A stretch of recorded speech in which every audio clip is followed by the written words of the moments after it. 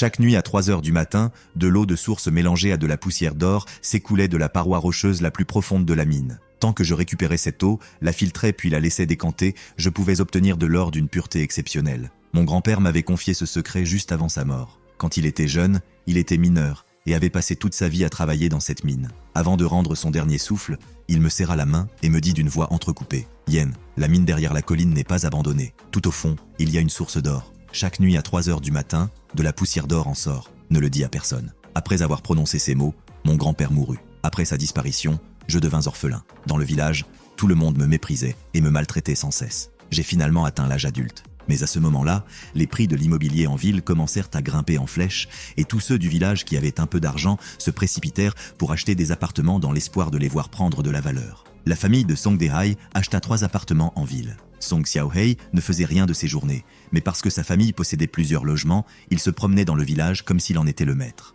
Moi, je n'avais pas les moyens d'acheter une maison. Mon grand-père ne m'avait laissé qu'une vieille maison délabrée au toit de tuiles et le secret de cette mine. Je rassemblais toutes mes économies, puis j'empruntai 200 000 wen à la banque. J'obtins finalement 300 000 wen. Avec cette somme, j'achetai au village les droits d'exploitation permanents de la mine abandonnée. Lorsque je signai mon nom sur le contrat de cession, une lueur de mépris traversa les yeux de Song Dae-hai. Il devait me prendre pour un idiot dépensant 300 000 wen pour un trou inutile dans la montagne. Mais il ignorait qu'à partir de cet instant, ma vie allait changer du tout au tout. Je marchai jusqu'à l'entrée de la mine et poussai la vieille porte en fer rouillé. Une odeur humide et moisie me frappa immédiatement au visage. L'intérieur était plongé dans l'obscurité. Seuls quelques rayons de soleil filtraient à travers les fissures du plafond. J'allumai ma lampe torche et m'enfonçai lentement dans la mine, avançant pas à pas à travers les difficultés. Le sol était couvert de flaques d'eau et de pierres détachées, tandis que les parois étaient envahies de mousse. Après environ une demi-heure de marche, j'atteignis enfin la caverne la plus profonde dont mon grand-père m'avait parlé. La grotte n'était pas très grande, à peine une douzaine de mètres carrés. En son centre se trouvait un petit bassin dont l'eau était d'une limpidité cristalline.